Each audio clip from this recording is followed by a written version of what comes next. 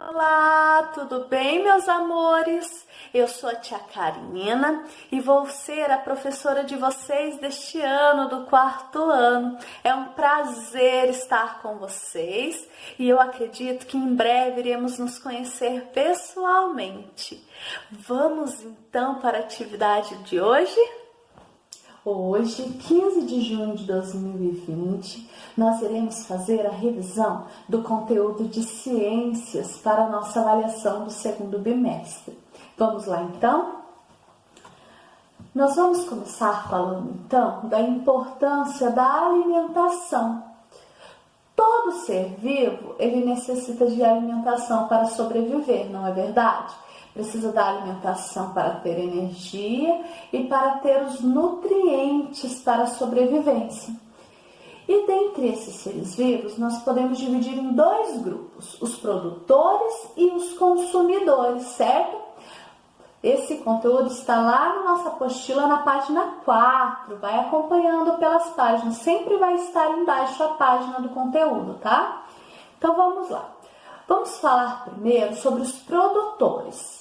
Por que produtores? Porque os seres vivos produtores, eles não necessitam de outros seres vivos para se alimentar. Eles produzem a sua própria alimentação. Quem são eles? São as plantas, né? As plantas, as algas. Então, elas produzem o próprio alimento através do processo da fotossíntese. Vamos olhar? Então, é durante a fotossíntese que as plantas absorvem a água, gás carbono e produzem glicose e oxigênio através da energia solar. Olha, o conteúdo está na página 4 e 5, tá? Vamos entender melhor, então, esse sistema do fotossíntese. Aqui nós temos uma imagem. Olha só, a nossa planta recebe energia solar, certo? Recebe o gás carbono e absorve da terra água e sais minerais, que transforma em glicose, que é distribuído por toda a planta, e ela transforma esse gás carbono em oxigênio, que é o ar que nós respiramos. Então, olha a importância da planta, olha como ela se alimenta, né? E ela é fonte de alimento para os outros seres vivos. Vamos conhecer então? Então, depois nós temos as classes dos consumidores, que podem ser herbívoros, carnívoros, onívoros e detritívoros. Vamos conhecer cada um deles um pouquinho? Então, primeiro nós temos os herbívoros. Os herbívoros são aqueles seres vivos que se alimentam das plantas, certo? Aqui nós temos alguns exemplos, ó, capivara, cavalo, boi, nós temos insetos, temos vários outros, coelhos. Depois nós temos os carnívoros. Os carnívoros são aqueles seres vivos que se alimentam de outros animais, se alimentam de animais. Por exemplo, nós temos a onça, temos o gato, temos o sapo, nós temos leão, tem vários outros carnívoros. E nós temos os onívoros. Os onívoros, quem são? São aqueles que se alimentam tanto de plantas quanto de outros animais, certo? Nós temos alguns exemplos aqui. Nós temos o porco, a galinha e o ser humano. Nós, seres humanos, nós nos alimentamos, na verdade, tanto de planta quanto de outros animais, certo? Nós temos também os detritívoros. Os detritívoros são aqueles animais que se alimentam do resto dos outros animais, certo? Um exemplo é os urubus. Ó. Os urubus, eles se alimentam de restos de animais, então eles são detritívoros, correto?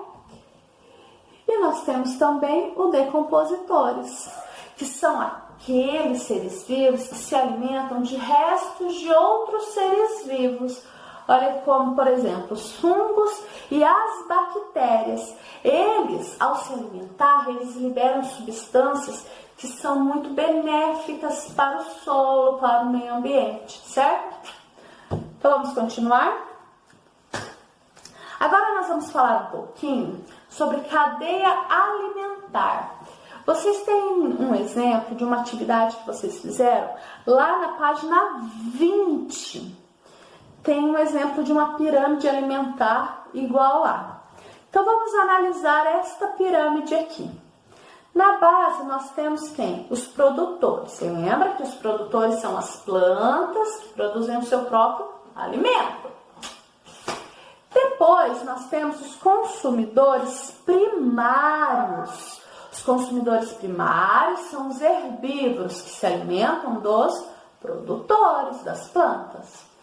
Depois, nós temos os consumidores secundários. Os consumidores secundários, eles se alimentam dos consumidores primários, são os carnívoros. E no topo da nossa pirâmide, nós temos os consumidores terciários, que são os que se alimentam dos consumidores secundários, certo? Então, aqui nós temos, então, produtores, consumidores primários, consumidores secundários e consumidores terciários, certo? Vamos para o próximo. E nós podemos falar também da teia alimentar.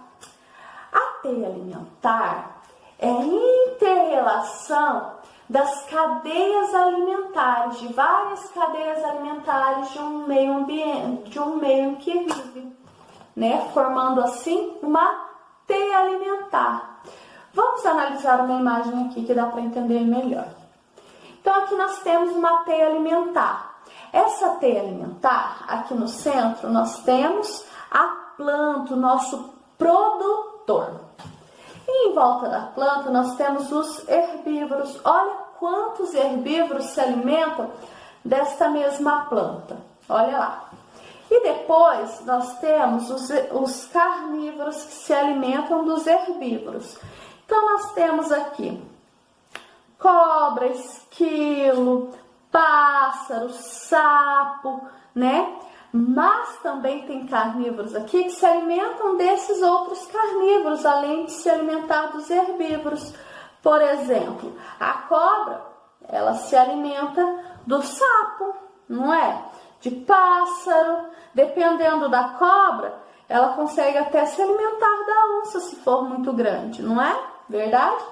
E a onça, ela se alimenta dos herbívoros, mas também se alimenta desses outros carnívoros que nós temos aqui, certo? Então, tudo isso forma uma teia alimentar, são várias cadeias alimentares juntas, por isso que formam essa teia alimentar. Vamos continuar? Agora nós vamos falar um pouquinho sobre ação antrópica. O que é isso? Ação antrópica é a ação do homem, certo? O ser humano, ele pode ter ações boas e ações ruins, não é verdade? Então, vamos dar uma olhada aqui. O ser humano pode modificar profundamente os ambientes onde vivem e, dessa forma, interferir no equilíbrio ambiental. Esse conteúdo está lá na página 27 da nossa apostila. Então, nós vemos aqui que o ser humano ele tem a capacidade de interferir muito no equilíbrio ambiental, tanto com ações boas quanto com ações ruins, certo? Vamos dar uma olhadinha em algumas? Vamos começar pelas ações ruins do ser humano sobre o ambiente. Vamos começar falando sobre a poluição da água. Olha só, vamos analisar algumas imagens aqui. Nós temos aqui no centro um esgoto a céu aberto que vai direto para os rios sem tratamento. Existem várias empresas, várias indústrias e também várias residências que ainda acontece isso, que não tem esgoto encanado, não recebe tratamento e vai direto para os rios.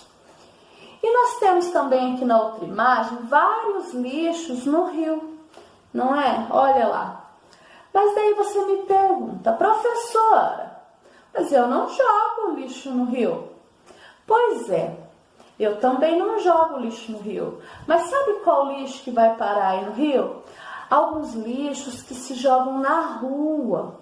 Temos, por exemplo, sabe aquele papelzinho de bala, a gente abre uma bala na rua e acaba jogando no chão? Então, vai parar aqui, nos rios. Como que vai parar no rio, professora? Quando tem a chuva, chove e aquela água da chuva sai recolhendo todo o lixo da rua que vai parar no bueiro. E o bueiro é diretamente no rio. Isso, então o lixo vai todo parar lá no rio.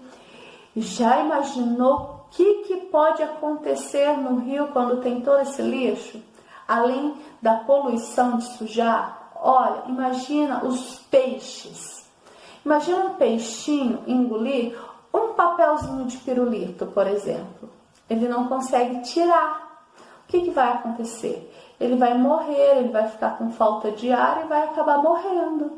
Olha que triste, não é? Por isso que a gente tem que sempre pensar nessa questão do lixo. Colocar o lixo sempre no lixo, porque vai parar no lugar certo, né? E aqui nós temos a imagem, ó, de um animalzinho, ó, todo sujo da sujeira que é jogada no rio. Olha que triste. Ele pode morrer, né? Se ele não receber cuidado, ele pode morrer aqui. E nem sempre todos os animais têm cuidado, né? Porque nós temos animais selvagens que vivem na natureza, certo? Vamos continuar? A poluição do ar. Olha aqui. Esse conteúdo está lá na página 28 e 29. Nesta imagem nós vemos os automóveis, carro, moto, caminhão. Os automóveis, eles soltam um gás que polui o nosso ar, né? E nós temos aqui no fundo da imagem indústrias com as chaminés que poluem muito o ar. Em cidade grande é fácil até de ver a poluição no ar, de tanta indústria e carros que tem, né? Então a gente consegue ver assim nitidamente no ar. Mas até na nossa cidade tem bastante poluição do ar. Por isso que seria muito bacana os lugares que a gente consegue ir, por exemplo, de bicicleta, a pé, a gente fazer isso. Por quê? Porque já diminui um pouco de gás que é solto no nosso ar, não é verdade? Vamos continuar lá? A poluição do solo. Olha aqui, lembra que a professora falou sobre o lixo na rua? Olha o tanto de lixo na rua. Além de contaminar a água, como a professora falou, também contamina o solo, certo? Né? Fica lá até entrar em decomposição. Então, por isso que o legal é colocar o lixo no lixo, que vai no lugar certo, lá no aterro sanitário, onde lá recebe todo um processo para decomposição. E aqui, ó, nós temos algumas pilhas no solo. Vocês sabiam que esses lixos eletrônicos soltam uma substância no solo que é muito prejudicial? Prejudica muito o nosso solo. Fora que a decomposição é muito longa, muito longa. Então o ideal é o quê? Vocês sabiam que tem lojas de materiais de construção que recolhem esse lixo eletrônico? Bateria de celular, lâmpada, notebook queimado, tablet queimado, pilhas como essa. Então essas lojas, elas são autorizadas a receber esse material porque passa as empresas certas que fazem esse descarte corretamente para não ter contaminação da nossa natureza. Então, bacana é o quê? Queimou meu celular, um notebook, um brinquedo eletrônico. Eu pego e levo até uma dessas lojas credenciadas que eu tenho certeza que esse lixo eletrônico vai para o lugar certo e não vai contaminar a nossa natureza, o nosso meio ambiente. Correto? Vamos continuar? Aqui nós vemos o desmatamento, outra ação do homem que é muito prejudicial ao equilíbrio ambiental, não é verdade? Olha, até triste de ver essa imagem. mas o desmatamento ele causa danos terríveis ao nosso ambiente. Vamos analisar em questão da nossa cadeia alimentar, como a gente estava vendo antes. Se há o desmatamento, vai diminuir o quê? As plantas.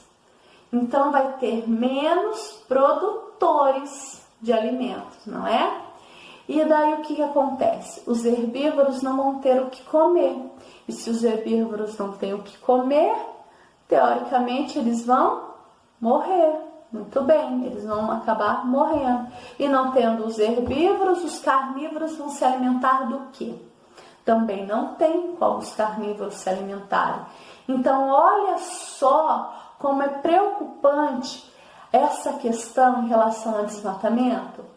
Acaba com nossa cadeia alimentar. Interrompe muito o processo da nossa cadeia alimentar, onde vários seres vivos acabam sofrendo com essa ação. Também tem a caça e a pesca predatória. Isso também é uma ação ruim do homem ao nosso ambiente. Mas, professora, não pode pescar? Pescar. Mas tem uma época no ano, uma determinada época, em que a pesca ela é proibida, porque é a época da desova dos peixes. Então, imagina, aqui como nessa imagem, na época da desova dos peixes, vários pescadores, várias pessoas resolvem pescar e pescam vários peixes com muitos ovos, sem ter desovado na água. Olha a quantidade de peixinhos que a gente acaba matando através dessa pesca. Porque daí a gente interrompe esse processo da desova. Então não nasce mais peixes, né? E fora que tem o tempo do peixe crescer, porque o legal é o quê? É pescar um peixe adulto na época certa, né? Esse é o legal. E também a caça. A caça colocou muitos animais em extinção. Olha como prejudicou a nossa fauna e flora, né? Através do desmatamento e da pesca. Prejudica demais a nossa fauna e a nossa flora, porque interrompe vários processos da nossa cadeia alimentar e coloca vários animais em extinção. Então, isso é uma ação que nós devemos repensar muito bem, porque é muito importante para nós, os seres vivos, os animais, as plantas, a natureza, o ambiente, é muito importante para nós, né? Então, devemos repensar essa questão, sim. Vamos continuar? Mas, além de atitudes ruins, o ser humano também tem atitudes que ajudam o ambiente, atitudes, legais. Vamos dar uma olhada em algumas? Então a professora trouxe para vocês verem os 3 R's. Os 3 R's da sustentabilidade. Vocês já ouviram falar? Quais são esses 3 R's? Reduzir, reutilizar e reciclar. Vamos dar uma olhadinha em cada um deles? Olha, esse conteúdo tem lá na página 35, tá? Reduzir. Como que eu posso reduzir? Reduzindo o consumo. Nós temos aqui redução do consumo de energia. Como que eu reduzo a energia? Por exemplo, em vez de ficar horas no notebook, horas no celular ou na televisão, eu posso ler um livro, eu posso pegar os meus brinquedos e brincar, eu posso passear, andar de bicicleta, brincar com os nossos animais de estimação, que eu tenho certeza que a maioria tem. A professora tem 3 cachorros em casa. Então, a gente pode fazer isso. Isso reduz o consumo de energia, porque em vez da gente estar gastando energia elétrica, nós vamos estar fazendo outras coisas muito legais. Também tem reduzir o consumo de água, isso é muito importante, né? Eu não sei se vocês viram algumas fotos, mas alguns dias atrás, a gente estava vendo os nossos rios secarem. Quem já viu? Quem viu essas fotos?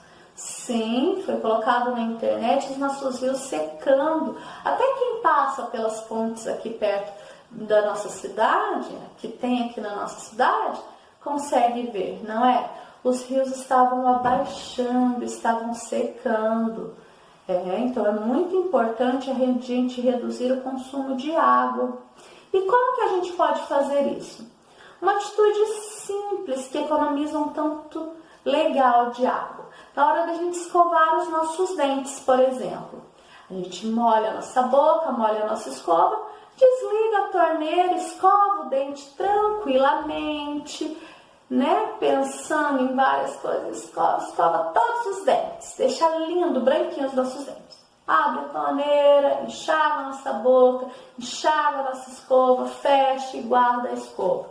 Olha que bacana o tanto de água que a gente consegue economizar. Porque se a gente deixa aberto, olha o tanto de água limpa, perdida, que vai indo para o ralo. Outra maneira também que economiza tanto energia quanto água é o banho. A gente não precisa ficar meia hora tomando banho, precisa? Não, né? É gostoso, mas não precisa. A gente pode reduzir essa meia hora em 15 minutos, 10 minutos. Nós conseguimos tomar um bom banho em 10 minutos, não é verdade? Ou a gente se molha, desliga o chuveiro, se ensaboa, esfrega, liga o chuveiro, enxágua. Se eu for lavar o cabelo, a mesma coisa, lavo. Enxago, passo o condicionador, deixo o chuveiro desligado até o processo do condicionador. Então, tudo isso reduz muito o consumo de água e também de energia. Outra coisa, reduzir o desperdício de alimento, isso é muito importante. E o consumo consciente. O que é o consumo consciente? É a gente pensar antes de comprar, antes de consumir. Por quê? Eu tô passando lá na loja e vi uma garrafinha linda, por exemplo. Mas eu tenho garrafinha em casa e tenho até mais de uma. Para que comprar? Será que eu realmente preciso? Será que vale a pena? Será que não é legal a gente deixar, usar o que a gente tem em casa? Não é? Ou um brinquedo, ou qualquer outra coisa que seja. Consumo consciente, pensar, eu realmente preciso? Né? Vai me somar bastante essa compra ou não? Ou eu posso esperar, posso deixar para uma próxima vez? Então tem tudo isso. Tudo isso faz parte então do reduzir. O primeiro R. Vamos ver o segundo R? Reutilizar. O que é reutilizar? É pegar aquela coisa que iria virar lixo, que a gente iria jogar no lixo, e transformar em algo muito legal. A professora trouxe alguns exemplos, vamos ver? Olha esse primeiro exemplo aqui. Aquela embalagem do brinquedo que vem dentro do Kinder Ovo, olha lá. Transformou em um porta-foninho, que daí não mistura com os outros fios, a gente consegue guardar na gaveta ou guardar na bolsa. Não é legal essa ideia? Muito legal essa ideia. Olha outra coisa aqui. As latas de leite ninho, lata de extrato de tomate, que é utilizado na nossa casa. Olha, foi pintado e virou um porta-treco bem legal. Olha lá, é bem bonito. Outra coisa, olha aqui os pneus. Olha que interessante. Uma horta nos pneus, também pode ser um jardim. Mas olha outra coisa que a professora achou muito interessante e bonito. Um porta-guarda-chuva, olha que bacana. Muito legal, né? Furou e virou um porta-guarda-chuva de colocar perto da porta, né? Muito bacana. E aqui nós temos também uma horta em garrafa PET, também pode ser um jardim. Olha lá quantas garrafas PET a gente consegue reutilizar. Olha cada ideia legal, porque tudo isso era para ir para onde? Para o lixo, lá para a nossa natureza. Mesmo indo lá para o nosso aterro, também tem o processo, não é? Da decomposição. Então, seria muito bacana a gente reutilizar as coisas, e fora que a gente economiza muito, não é verdade? Vamos continuar? Então está faltando mais um R. Nós vimos 2 R's. Vamos ver o terceiro? O reciclar. Todo mundo já conhece o reciclar. O que nós podemos reciclar? Papel, plástico, metal e vidro. Olha que legal! E eu queria falar um pouquinho sobre eles. Vocês sabiam que na nossa cidade tem um dia certo em que passa um caminhão e os coletores recolhendo esse material reciclado? Sim, tem este dia e é muito bacana. A gente junta essa reciclagem e coloca no dia certo para eles estarem passando.